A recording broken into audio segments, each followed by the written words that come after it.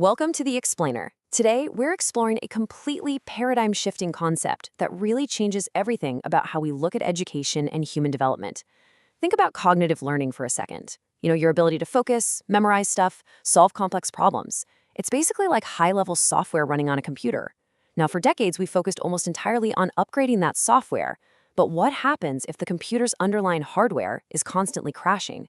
In this explainer, which is based on a really fascinating white paper by Dr. Joseph Delaney, we're going to see exactly why that hardware, our nervous system, is the true engine of cognition, and we'll see why learning simply cannot happen if our bodies don't feel safe.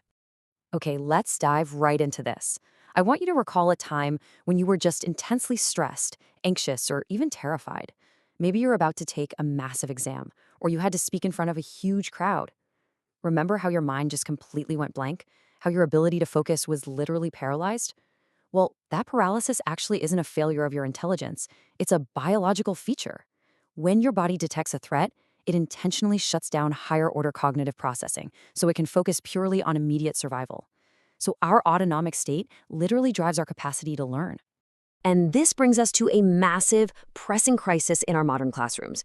We are seeing unprecedented, skyrocketing levels of anxiety, trauma, and disengagement all over the globe. The outdated model, what we can call fragmented schooling, assumes cognition works in total isolation. It assumes you can just force a stressed-out brain to learn math simply by teaching it better. But that just doesn't work. We desperately need to shift to integrative education. This approach recognizes that authentic, deep learning demands cultivating the whole person, body, mind, emotions, and spirit, and doing it all within a culture of safety. To solve this crisis, let's look at the first section. Meet the TriSync framework. The foundation of this entire framework rests on something called the doctrine of autonomic space. This concept reveals that our nervous system is continuously scanning our environment for danger or safety. It's a biological process called neuroception, and it shifts our biological state without us even realizing it's happening. This fundamentally changes how we need to view students. What an educator might label as challenging or disruptive behavior is actually very often just a child's nervous system naturally adapting to a perceived lack of safety in this multi-dimensional autonomic landscape. So the crucial point is this. A student can only consistently access higher-order thinking if their bodily and emotional systems are sufficiently regulated to support prefrontal engagement.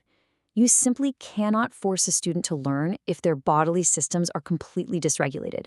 Biology will always win out. We have to establish safety first. To really understand how our state drives our cognition, we move to Section 2, the 1-2 to 12 formative ontology. We start at the absolute foundation, the number 1, which represents the source field. This is the background of all learning. And instead of some abstract, dogmatic concept, the TriSync framework grounds this experientially. It's a unified background of calm, connected awareness. When we're deeply regulated, all our experiences, all our identities are embedded in this profound, quiet state of interconnectedness and safety. From that single unified field, we differentiate into 2 fundamental currents. We have receptive being, which is our parasympathetic rest and repair state. And we have active doing, which is our sympathetic mobilization state. Now, both of these currents are absolutely vital. Rest isn't just being inactive, it's essential for deep learning and memory consolidation. And action, of course, is needed for exploration. But here's the catch. When the active doing current becomes decoupled from a sense of safety, it becomes highly dysregulated and actually destructive to the learning process.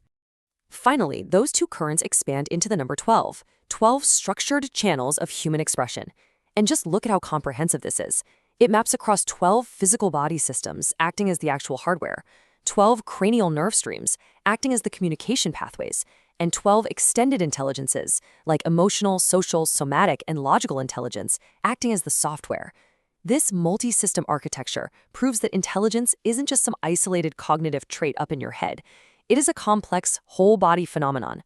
A student's self at any given moment is just a dynamic configuration of these channels, entirely organized by their autonomic state.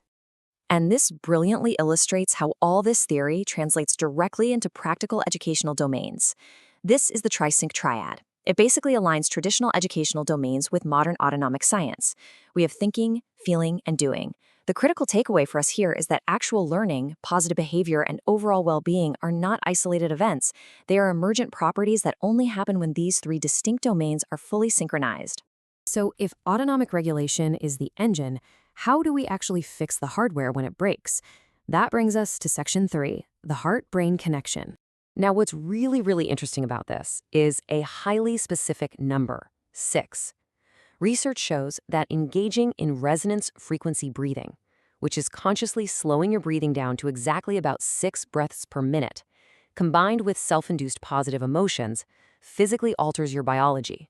It brings your heart rhythms, your respiration, and your blood pressure into this highly ordered, synchronized pattern known as cardiac coherence.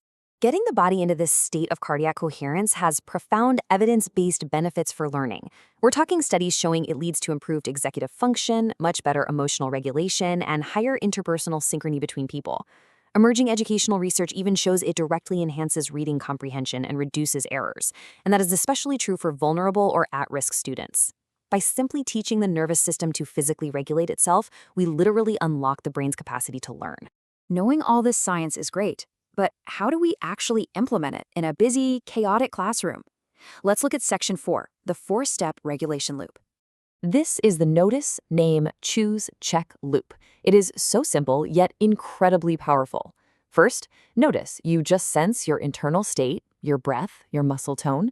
Second, name. You develop a non-pathologizing vocabulary. So instead of saying, I'm being bad, a student can say, I feel amped and tight right now.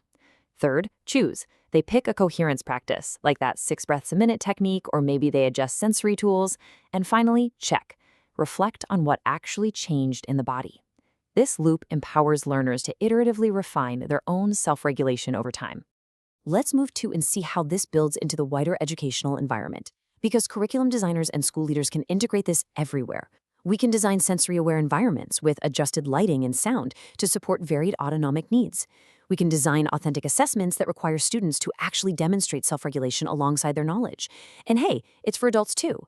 Educational leaders can implement coherence pauses in staff meetings to regulate the collective baseline of the teachers. As we scale this concept all the way up, we reach our final part, section 5, from surviving to thriving. There is a stark contrast when we look at this from a macro level. On one side, we see the manifestations of a society operating in a chronic threat response, rampant burnout, intense polarization, violence, and short-termism. These are just the societal pathologies of a dysregulated nervous system scaled up. But on the flip side, if we build widespread autonomic literacy, we get systemic coherence. We see true resilience, prosocial engagement, and citizens who can actually handle complexity and difference without immediately collapsing into fight or flight. If there is one single core takeaway you get from this entire explainer, it's this. Educating the nervous system and the heart is absolutely foundational to cultural transformation. We have spent centuries obsessing over what the mind knows. It is high time we realize that education must also be about how the whole human system breathes, feels, and relates to the world around it. I want to leave you with this final, provocative thought to really sit with today. If our individual nervous systems fundamentally dictate our ability to learn, to connect, and to grow, how might building truly coherent, regulated classrooms change the future of our entire world? It's an incredible shift in perspective, one that proves the true engine of learning isn't just in our heads, it's in our hearts and our bodies.